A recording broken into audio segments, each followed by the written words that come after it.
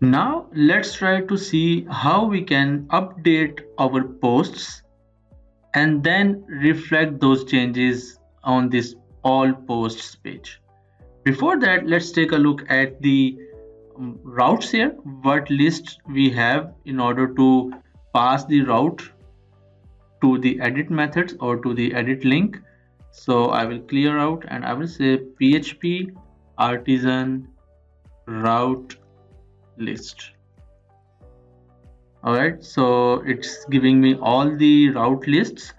Now in order to open the edit page, we have a get or a head method. We need to provide that, and it's pointing to the edit method here, and it accepts a post here. All right, so let's take a look at that. And inside the index method, where we have edit the post, where we are destroying, we are also having the edit here. Now let's duplicate this edit file, create file, and paste everything inside the update.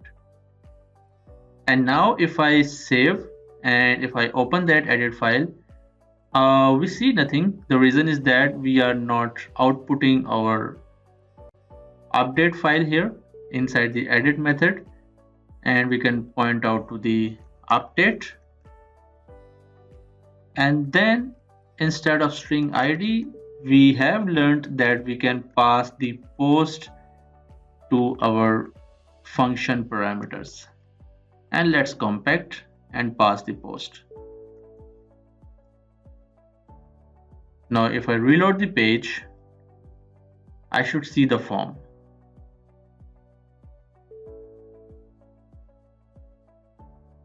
All right, now we see the form here, but we do not see the data here. So let's grab the data first. And how we can do that? Inside the value, we can get the post and the title, because this is giving us an object of the post, and we can get the post and the title here like so. Similarly, we need to grab that and paste in between the attributes of text area and provide the description. If I save, reload, now we see the title and the description here. All right, now it's time to update it.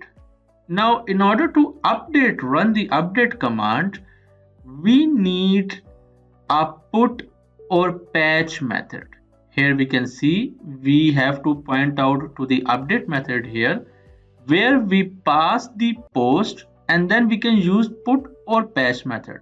Either of these two, we cannot provide two at the same time, but only one. How we can do that? Here we are using the method of post, so we will let this as it is, because browser will not recognize if we put patch here. So browser won't recognize that. Instead, what we can do is basically Laravel provides us a spoofing method. So this is basically a method spoofing.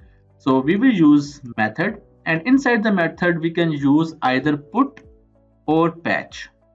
All right, so we can use either put or patch. So I will go with the put here, and then we also need to point out to the posts dot update, and we also need to pass the post here. All right, and inside the post we need to pass the post ID. Now inside our update method, here we are getting the request, and we also need to replace this post here as well. And let's grab this thing here. All right, so if I now paste it here, we are validating the request, and it should be unique and the title. And instead of creating that, we need to update it. So how we can update? We are having a model here, model instance. So what we can do is basically we can remove everything from here, and we can point out to the model instance or the post, and we can target the title, and then request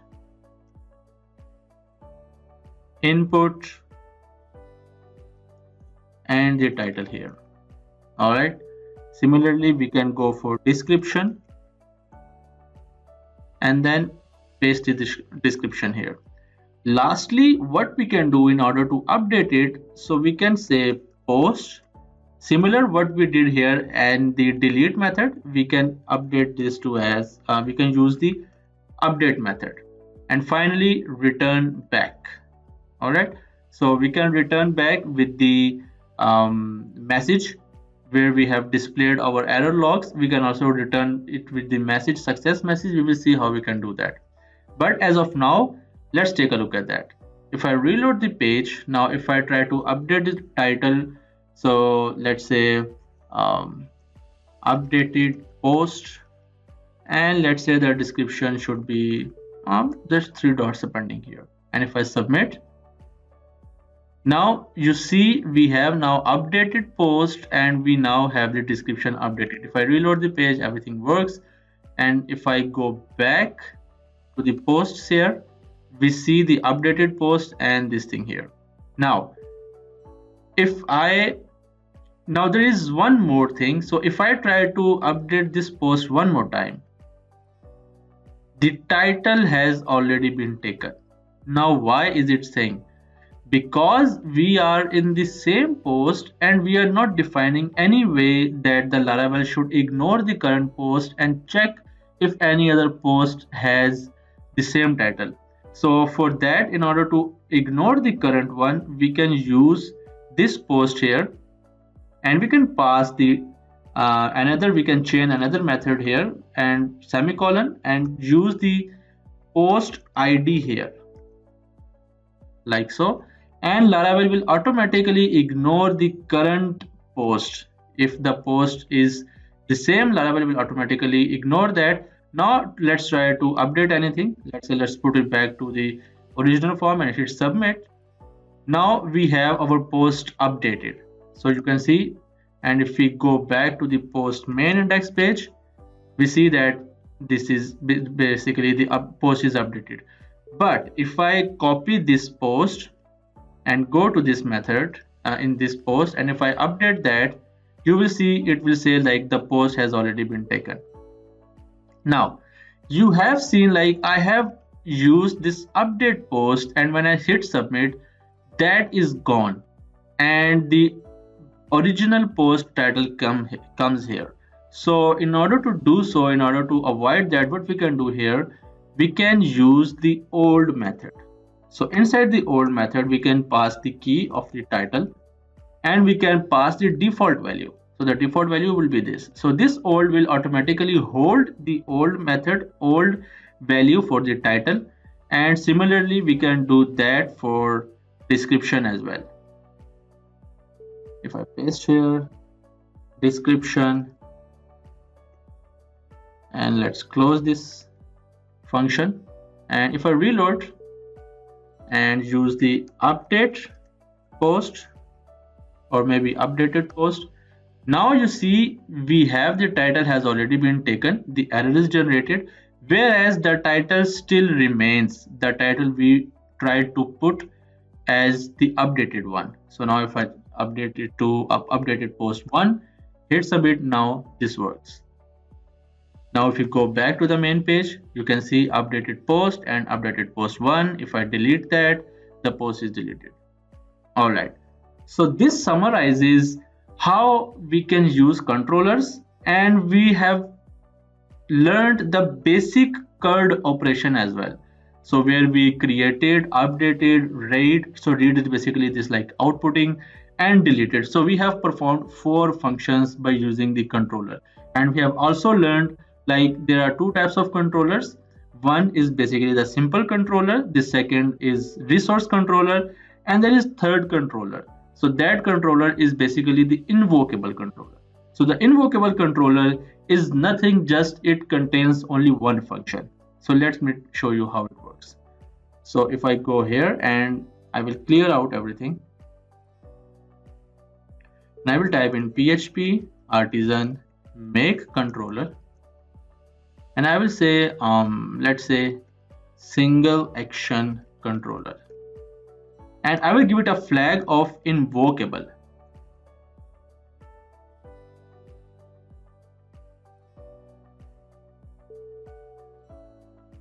So it says like the invocable spells are wrong. So we have to use invocable flag. And if I open that single action controller here,